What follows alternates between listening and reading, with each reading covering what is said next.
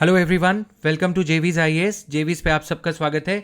इस वीडियो में हम बात करने जा रहे हैं पॉलिटी के उन करंट अफेयर्स की जो प्रीलिम्स 2023 के लिए इंपॉर्टेंट रहेंगे। इससे पहले हमने एक वीडियो में ये कवर किया था कि पॉलिटी के कौन से स्टैटिक पोर्शन के एम लक्ष्मीकांत के टॉपिक्स और स्टैटिक आर्टिकल्स जो इंपॉर्टेंट हैं हर प्रीलिम्स के लिए, उनकी बात की थी। तो अगर आपने वो वीडियो ऑलरेडी देख लिया है, उसके साथ आप इसको सप्लीमेंट करते हैं। This 2 sessions will help you secure 15 out of 15 questions, यानी कि 30 मार्क्स का प्रीलिम्स का पॉलिटी का सेक्शन रहता है। उन 30 मार्क्स को बचाने के लिए, उन 30 मार्क्स को अर्न करने के लिए आपके लिए ये दोनों सेशंस को ध्यान से सुनना और उसको इंप्लीमेंट करना। जिस भी इंस्टीट्यूट की आप मैगजीन फॉलो कर रहे हो, जिस भी सोर्स से आप करंट अफेयर्स को कवर कर रहे हो, चाहे जेवीज की मैगजीन या किसी और इंस्टीट्यूट की, इन टॉपिक्स पे आपको खास ध्यान देना है in order to secure 15 out of 15 questions in Indian polity. कई बार 12 क्वेश्चंस आते हैं पॉलिटी से, कई बार 11, कई बार 15, कई बार 18। तो ये टॉपिक्स, जो एक्सपीरियंस हमारा ये कहता है कि इन टॉपिक्स को, ऐसे टॉपिक्स को ध्यान में रखते हुए क्वेश्चंस बनाए जाते हैं, जिसको हम ट्रिगर फैक्टर अप्रोच कहते हैं। तो स्टार्ट करते हैं।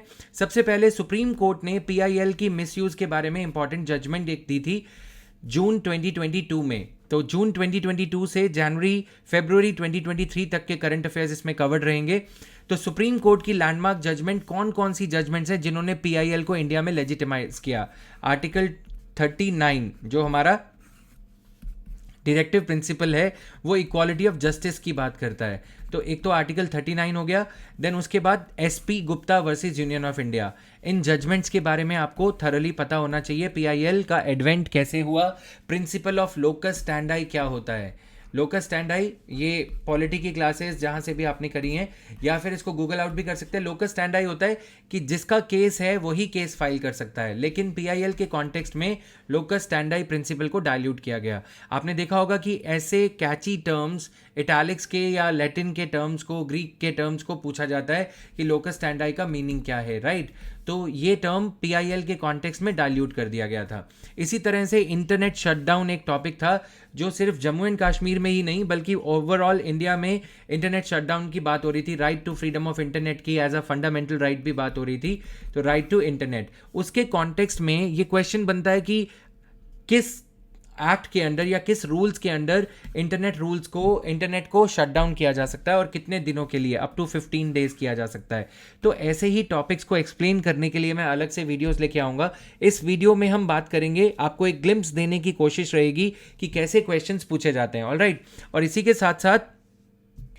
के साथ आगे बढ़ते हैं। बाकी के जो टॉपिक्स हैं, details related to Rajya Sabha elections. Rajya Sabha का इलेक्शन क्या ओपन बैलेट होता है, सीक्रेट बैलेट होता है, क्या इसमें पार्टी व्हिप एप्लीकेबल होती है या नहीं, ये चीज़ें आपको कवर करनी है। क्योंकि जून 2022 में काफ़ी स्टेट्स के राज्यसभा सीट्स वेकेंट हुई थी, उन पे इलेक्शन करवाए गए थे। और राज्यसभा में party whip, open ballot, election commission का क्या रोल रहता है इसमें, क्या इलेक्शन कमीशन में नोटा एप्लीकेबल होता है या नहीं, all these details you have to cover. Then registered unrecognise political parties. Election commission के पास क्या पार्टीज को डी रजिस्टर करने की पावर है? नहीं। तो ये चीज़ें प्रीलिम्स के लिए इंपॉर्टेंट हो जाती हैं। सेक्शन 29A, सेक्शन 29C, ऐसी चीज़ों को आपको डिटेल में पढ़ना होगा। हर लगभग एक स्टैंडर्ड जो यूपीएससी के लिए मैगजीन रहती है वो इनको कवर करती है। नेशनल ई विधान एप्लीकेशन, नेवा, तो किसने डेवलप करी है? मिनिस्ट्री ऑफ पार्लियामेंट्री अफेयर्स ने। नेवा के बारे में आप थोड़ा और डिटेल्स गैदर करेंगे।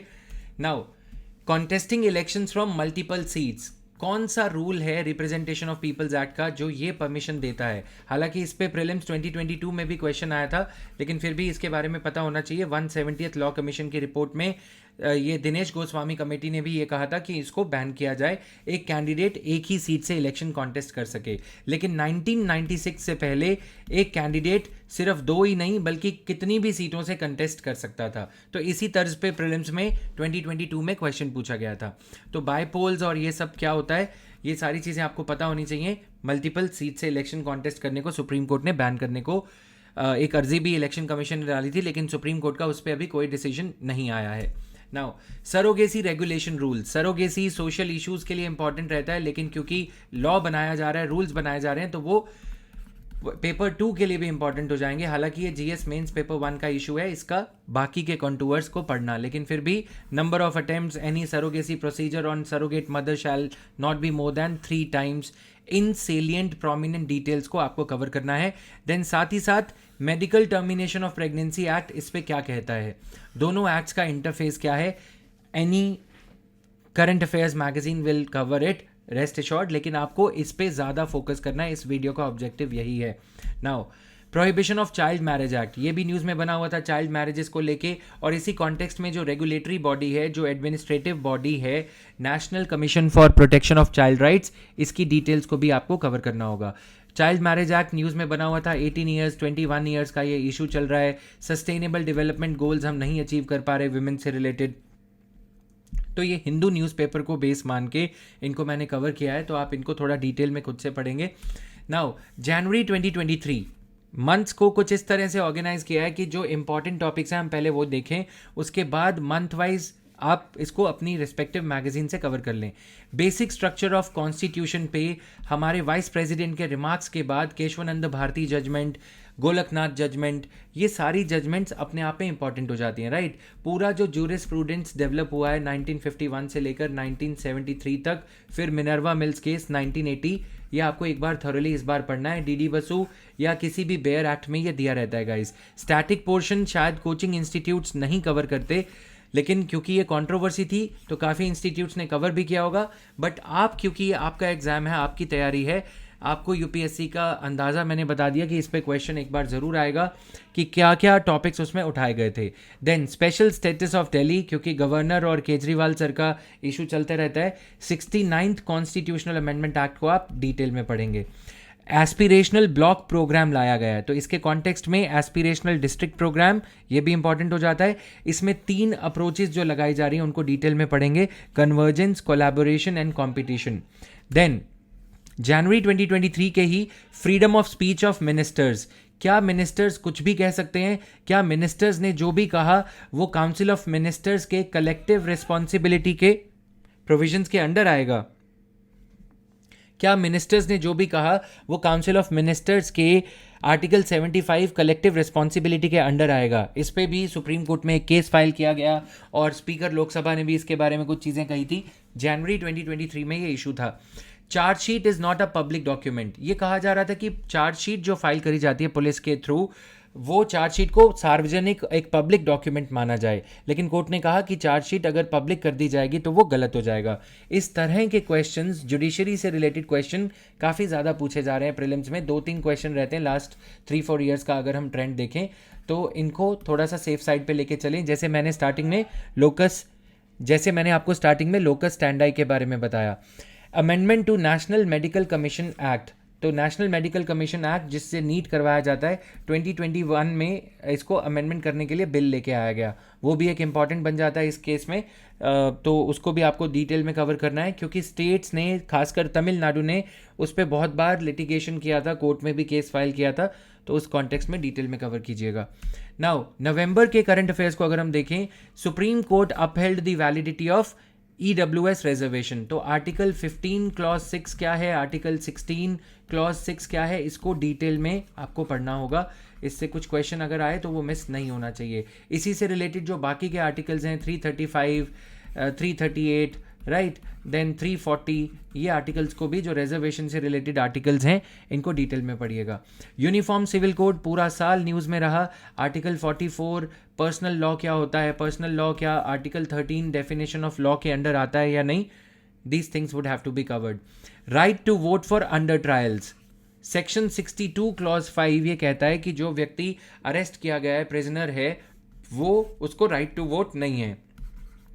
लेकिन ये कंट्रोवर्सी थी कि क्या जो अंडर ट्रायल्स हैं उनको भी राइट नहीं मिलेगा, ये भी एक मुद्दा बन जाता है, तो इसको डिटेल में कवर करना है। इसकी सेलियन डिटेल्स पूछी जा सकती हैं। अपडेटेड आधार रूल्स, CIDR क्या है, अपडेटेड आधार रूल्स, सेंट्रल जो डेटा रिपॉजिटरी है आधार को लेके, उसके सेलियन प्रोविजंस आप कवर करेंगे। नाउ दिसंबर 2022 की अगर हम बात करें, डीक्रिमिनलाइजेशन ऑफ ऑफेंसेस, काफ़ी सारे 180 के अराउंड ऑफेंसेस को डीक्रिमिनलाइज किया गया, राइट। तो डीक्रिमिनलाइजेशन कैसे किया गया, प्रोसीजर क्या रहता है, इसको एक बार डिटेल में पढ़ेंगे। जोनल काउंसिल्स, क्योंकि नॉर्थ ईस्ट में ये ईस्टर्न जोनल काउंसिल की मीटिंग रही, तो ईस्टर्न में वेस्ट बंगाल और ये सभी स्टेट्स आती हैं। कौन कौन सी स्टेट्स आती हैं, जोनल काउंसिल के चेयरपर्सन कौन होते हैं, ये पूछा जा सकता है, राइट। इंटर स्टेट काउंसिल की स्टैंडिंग कमेटी का चेयरपर्सन कौन होता है, ये क्वेश्चन प्रीलिम्स में पूछा जा चुका है। तो इस बार उन्हीं सेम लाइंस पे मैं ये एक्सपेक्ट कर रहा हूँ कि जोनल काउंसिल्स भी आपको पता होनी चाहिए। नेशनल इंटीग्रेशन के लिए एक इंपॉर्टेंट बॉडी है, और नेशनल इंटीग्रेशन को लेके पंजाब में या इधर उधर जो चीज़ें चल रही हैं उसको ध्यान में रखते हुए जोनल काउंसिल्स पे क्वेश्चन आ सकता है। Anti maritime piracy act, this also you have to cover. Amendments to cooperative societies act, तो इसके कॉन्टेक्स्ट में जो एम लक्ष्मीकांत में कोऑपरेटिव सोसाइटीज़ अमेंडमेंट 2011 में लाई गई थी, तो उसको पूरा आर्टिकल को आप कवर करेंगे, राइट, अमेंडमेंट को कवर करेंगे। देन अक्टूबर की बात करें, first amendment to Indian constitution, first amendment 1951 में जो लाया गया, उसमें आर्टिकल 19 क्लॉज 2 में 19 क्लॉज 1 सब क्लॉज ए, यानी कि right to freedom of speech and expression को लेके काफ़ी चीज़ें चेंज करी गई थी। तो उसमें 2 नए क्लॉजेस डाले गए थे, उस पर भी एक कंट्रोवर्सी चल रही थी कि इसको सुप्रीम कोर्ट रिव्यू कर रहा है कि क्या जो 2 नए क्लॉजेस डाले गए थे उसमें नेशनल सिक्योरिटी नहीं होना चाहिए था। देन होम मिनिस्ट्री ने यह कहा है कि by 2024 all the states should have NIA offices, national investigation agency, जो 2008 में बनाई गई थी in the aftermath of Mumbai terror attack, उसके ऑफिसेज पूरी हर स्टेट में होने चाहिए, ताकि NIA को मोबिलाइज करने में, अगर कोई टेरर अटैक होता है तो NIA को मोबिलाइज करने में, टेरर अटैक को फॉइल करने के लिए जल्द से जल्द काम किया जा सके। देन ऑफिस ऑफ प्रॉफिट भी न्यूज़ में चल रहा था, तो article 102 disqualification of MPs, office of profit, ये आपको डिटेल में पढ़ना है। इसी तरह आगे हम किसी और मंथ में कवर करेंगे parliamentary privileges, article 105। Then use of regional language in legal system, official languages act, Hindi को लेके कंट्रोवर्सी जो चल रही थी 2-3 मंथ्स में, ये इंपॉर्टेंट थी, लेकिन इसको मैंने अक्टूबर में ही क्लब कर दिया। तो ये articles, article 343 committee of parliament on official language, इसके बारे में details. Then section 4 of the official languages act 1963, schedule 8, जिसमें ये सारी लैंग्वेजेस दे रखी हैं जो हमारी ऑफिशियल लैंग्वेजेस हैं। देन आर्टिकल 351 जो हिंदी को प्रमोट करने को लेके कहता है, कितने ईयर्स के लिए इंग्लिश यूज़ होनी चाहिए थी, ये सारी डिटेल्स आप सेफर साइड पे रहने के लिए कवर कर लें। Election systems, election symbols and role of ECI, election symbols, reservation and allotment order, इस बार भी इलेक्शन सिंबल्स के अलॉटमेंट को लेके शिवसेना में जो कंट्रोवर्सी हुई, इलेक्शन कमीशन ने वो एक नाथ शिंदे की फैक्शन को एलोकेट कर दिया था जो शिवसेना का सिंबल है। तो क्या रूल्स रहते हैं, क्या गवर्निंग क्राइटेरिया है, क्या क्या चीज़ों को ECI ध्यान में लेता है इलेक्शन कमीशन, ये डिटेल में आपको पढ़ना होगा। Amendment to IT rules, information and technology rules को अमेंड किया जा रहा था, क्या अमेंडमेंट्स थी, क्या सेलियंट प्रोविजंस हैं, कॉन्स्टिट्यूशन के शेड्यूल 7 में कौन सी एंट्री इसको गवर्न करती है, ये आपको कवर करना रहेगा। अक्टूबर 2022 का ही एक इशू, गवर्नर, अभी भी आप देखेंगे फरवरी में भी, मार्च में भी गवर्नर का इशू पंजाब में भी इंपॉर्टेंट चल रहा था, तो इन आर्टिकल्स को आपको कवर करना है। केरला में भी गवर्नर का इशू इंपॉर्टेंट चल रहा था अक्टूबर 2022 में। तो गवर्नर का ओवरऑल बेसिक डिटेल्स, आर्टिकल 153 क्या कहता है, 154 क्या कहता है, गवर्नर से रिलेटेड सभी आर्टिकल्स को आप कवर कर लें। Then September 2022, abortion rights for single women, again medical termination of pregnancy act दोबारा से न्यूज़ में था। सेडिशन लॉ, क्योंकि काफ़ी सारी अरेस्ट्स जो बढ़ रही हैं प्रिवेंटिव डिटेंशन लॉ के अंडर, और आर्टिकल 22 को सबवर्ट किया जा रहा है, दबाया जा रहा है, उसके कॉन्टेक्स्ट में ये दोनों इंपॉर्टेंट हो जाते हैं। देन अगस्त के इश्यूज़ की हम बात करें, प्रिविलेजेस ऑफ MPs, जो मैंने बताया MPs की प्रिविलेजेस क्या हैं। हमारे वाइस प्रेसिडेंट ने ये कहा कि MPs और MLAs को एक मिसअंडरस्टैंडिंग है कि उनको अरेस्ट नहीं किया जा सकता जब लोकसभा या राज्यसभा का सेशन चल रहा हो, तो गलतफहमी दूर करने को लेके जो पार्लियामेंट्री प्रिविलेजेस हैं, कलेक्टिव प्रिविलेजेस ऑफ MPs हैं, पार्लियामेंट हैं, उसको दोबारा से जो है डिफाइन किया है हमारे वाइस प्रेसिडेंट ने। तो उनके कॉन्टूअर्स डिलीनिएट दोबारा से किए गए, उसको आप एक बार दोबारा से देख लें। Manipur to implement NRC, national register of citizens, कौन कौन सी स्टेट्स में इम्प्लीमेंट हो चुका है, किस लॉ के तहत ये किया जा रहा है, ये सारी डिटेल्स आपके पास होनी चाहिए प्रीलिम्स 2023 के लिए। आर्टिकल 5 to 11, कितने टाइप से इंडिया का सिटीजन कोई बन सकता है, this also needs to be covered. Electoral bonds and their misuse, electoral bonds पे सुप्रीम कोर्ट ने क्या कमेंट किया, everything becomes important. Panchayat extension to scheduled areas act, इसके सेलियंट प्रोविजंस, क्योंकि ये एक्ट न्यूज़ में था 2-3 बार साल में, अगस्त में इस पे 2-3 दिन सुप्रीम कोर्ट की जजमेंट के ऊपर एडिटोरियल्स भी रहे थे, तो वहाँ से मैंने इस इशू को यहाँ पे इनकॉर्पोरेट किया है। Withdrawal of personal data protection bill, तो इंडिया में personal data protection bill withdraw किया गया, पुट्टा स्वामी जजमेंट क्या है ये पता होना चाहिए, बेसिक डिटेल्स। आर्टिकल 21 में इसको इनकॉर्पोरेट किया था सुप्रीम कोर्ट की अगस्त 2017 की जजमेंट के बाद।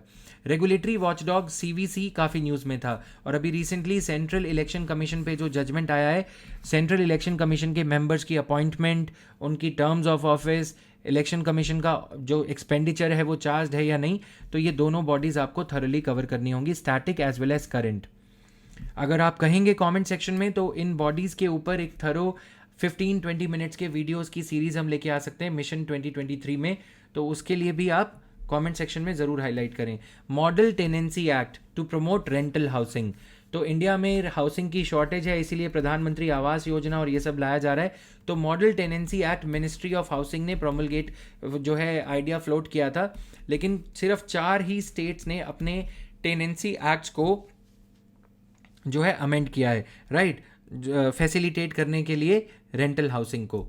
देन अगस्त का ही electricity amendment bill, then electricity conservation amendment bill. इन दोनों के बीच में क्या डिफरेंस है, इलेक्ट्रिसिटी अमेंडमेंट बिल और रिलेटेड एंट्रीज जो स्टेट लिस्ट में दे रखी हैं, शेड्यूल 7 में या शेड्यूल 7 में या कॉन्करेंट लिस्ट में जो एंट्रीज दे रखी हैं, उनको डिटेल में पढ़ना, इस बिल के प्रोविजंस क्या हैं, और पुराना जो इलेक्ट्रिसिटी एक्ट है 2003 का, उसके प्रोविजंस क्या हैं। देन जुलाई, reform in bail law, bail law के section 436, 436A and 437, salient details of labour codes, labour codes जो लाए गए, कौन कौन सी कॉन्करेंट लिस्ट की एंट्रीज हैं, स्टेट लिस्ट की एंट्रीज हैं जिसके तहत लेबर रिफॉर्म किया जा रहा है। इंफॉर्मेशन टेक्नोलॉजी एक्ट का सेक्शन 69A जो सरकार को ये परमिशन देता है टेक डाउन रिक्वेस्ट से रिलेटेड, इसकी डिटेल्स भी आपको हर मैगजीन में, न्यूज़पेपर में काफ़ी ज़्यादा था ये इशू। तो सेक्शन 66A के बाद सेक्शन 69A के रिफॉर्म की बात हो रही है।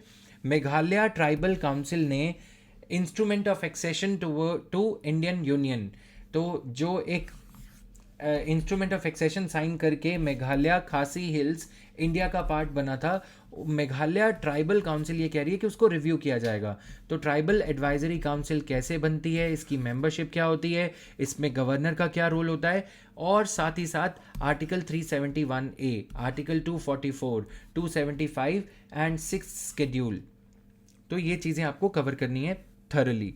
Parliamentary standing committee report on mediation bill, बढ़ती पेंडेंसी को देखते हुए मीडिएशन को एक कंपलसरी पार्ट बनाने की बात हो रही थी, तो मीडिएशन से रिलेटेड नालसा का कोई रोल है या नहीं, mediation arbitration and conciliation act में क्या स्थान इसको दिया गया है, वो आपको पढ़ना होगा। देन ये हमारे जुलाई और जून तक के इश्यूज भी हमने इसमें इनकॉर्पोरेट करे हुए हैं, इन इश्यूज़ को आप ज़रूर कवर कर लें। जून जैसा मैंने पहले में कवर किया था, क्योंकि कई बार ऐसा होता है कि स्टूडेंट्स ये सोचते हैं कि हम जून के इश्यूज़ नहीं कवर कर रहे, या फिर उस डेट से इश्यूज़ को कवर करेंगे जिस डेट लास्ट प्रीलिम्स हुआ था। ये गलती बिल्कुल ना करें, इसलिए मैंने सीक्वेंशियल ऑर्डर में थोड़ा सा इश्यूज़ को रखा है कि आप इन इश्यूज़ को इसी लॉजिकल सीक्वेंस में अगर कवर करेंगे तो प्रोबेबिलिटी कुछ इश्यूज़ की बहुत ही ज़्यादा है।